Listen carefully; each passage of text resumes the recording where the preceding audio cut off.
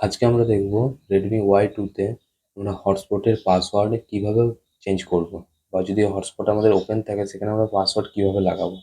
তার জন্য প্রথমে আমাদেরকে চলে যেতে হবে সেটিংস অপশানে।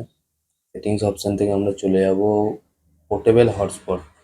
এই যে পোর্টেবল হটস্পট অপশানটাই, এখান থেকে পোর্টেবল হটস্পটটাকে আগে অন করতে হবে।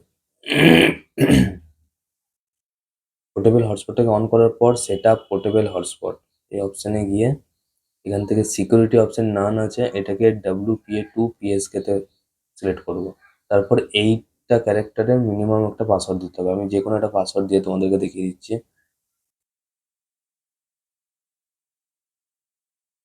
তো এখানে যেরকম নিজের পছন্দ মতো যে কোনো পাসওয়ার্ড দিয়ে এখানে ফোনে রাইট করে দিলেই আমাদের হটস্পটের পাসওয়ার্ড সিলেক্ট হয়ে যাবে। তারপর আমরা হটস্পট এখান থেকে বন্ধ করব। করে দিলেই আমাদের হটস্পটের পাসওয়ার্ড এখানে সিলেক্ট হয়ে যাবে।